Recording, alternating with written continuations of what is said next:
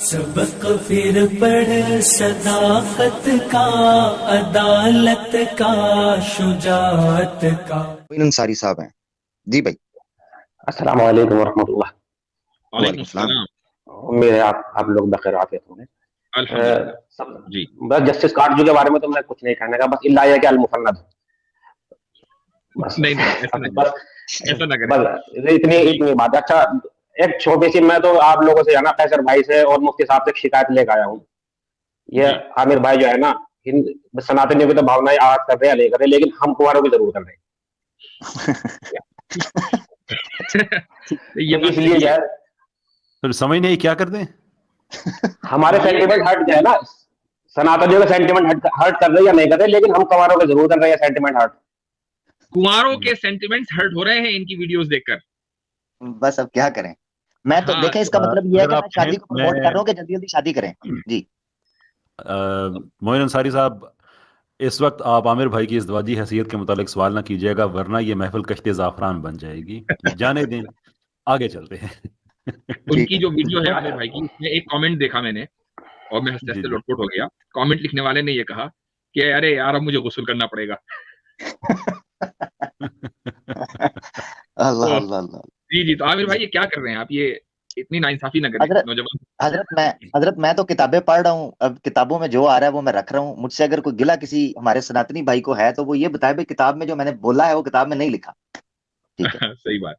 चले ठीक अच्छा, है। एक बहुत मुफ्ती साहब, बस एक बात कहना आता तो इसीलिए सर, एक जो है जी ना, एक जनीम जाहिल वो चैलेंजबाजी कर रहा था कि मुफ्ती साहब मेरी स्ट्रीम पर लिया 50,000 रुपए दूंगा।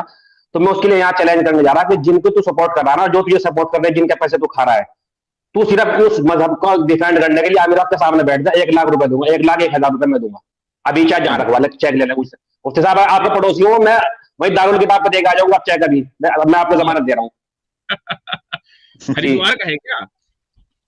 ना जनीम है, जनीम जाहिल जाहिल जाहिल हूँ, वो साहिल अच्छा जाहिल अच्छा अच्छा जी। अच्छा। वो कह रहा है कि मुफ्ती साहब को मेरे सामने बिठा दो, 50,000 रुपए दूंगा। तो मैं उसे कर रहा, मुफ्ती साहब की तो बहुत बड़ी हैसियत है, और कैसर भाई की बहुत बड़ी हैसियत है, उनके पास की तो बहुत दूर की बात है। तू आमिर के सामने बैठ जाओ, जिनके पैसे खा रहा ना, तो उन्हें डिफेंड कर दे, बस 1 घंटा बैठ जा, तो मैं 1,00,000 रुपए दूंगा। शरीफ लोगों की शराफत का तकाजा ये है कि आप अगर उनको 10 लाख रुपए भी दें तो वो किसी मुजरे या कोठे पर नहीं जाया करते। ठीक है, ये उनकी शराफत का तकाजा हाँ है। हाँ, क्या बात। तो इसलिए 50,000 नहीं, 10 लाख भी अगर आ जाएं या 10 करोड़ भी आ जाएं तो हम मुजरे देखने के लिए या कोठे पर नहीं जाएंगे। हाँ, आप अपने कोठे को मिसमार कर दें और जनाब चंदे लेना छोड़ दें और उसके बाद सिविलाइज्ड बन जाएं। जिस तरीके से हमने काटजू को सिविलाइज अंदाज में दावत दी थी, और कोई बात हम काटजू के खिलाफ न करते, निहायत इज्जत और एहतराम के साथ करते। हमें मालूम है कि ये जो एक्स मुस्लिम हैं, इनके चैनलों के ऊपर ये नहीं होता, दिन रात थंबनेल बनाकर गुस्ताखी करते हैं। 1 साल से हम ये तो कह रहे हैं कि तुम अपने थंबनेल, कम से कम थंबनेल ही पर काबू कर लो, हम आ जाएंगे। तो बहरहाल ये इन लोगों का मसला है।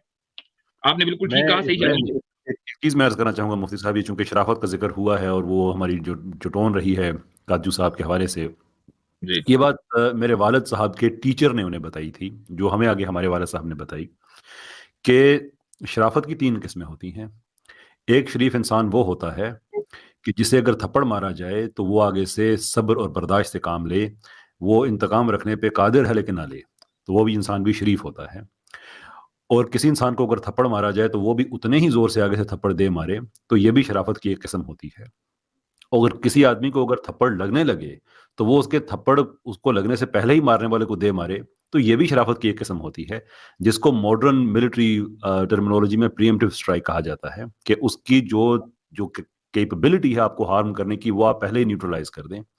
तो हम शरीफ हैं, इसमें कोई शक नहीं है, लेकिन डिपेंड करता है कॉन्टेक्स्ट क्या है। ये जो तीसरी शराफत की किस्म है, वो कहारियो गफारियो कदूसियो जबरूत वाली बात आ जाती है कि इफ नीड्स बी, तो न्यूट्रलाइज करना भी कोई प्रॉब्लम नहीं है।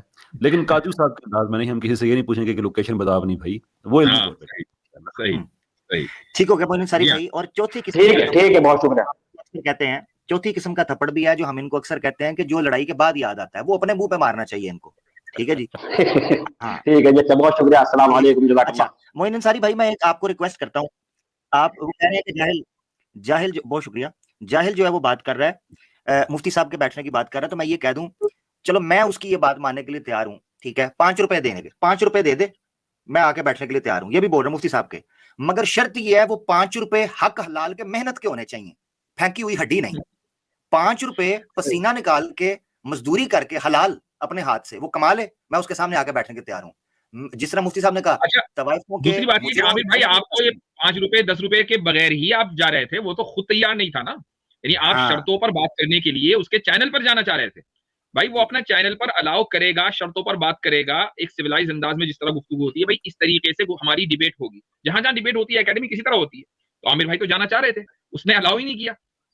बिल्कुल बिल्कुल, उसने वो इनविटेशन नहीं लगाया। खैर जबरदस्त, आगे बढ़ते हैं। सबक फिर पढ़ सदाकत का, अदालत का, शुजाअत का, लिया जाएगा तुझसे काम दुनिया की इमामत का।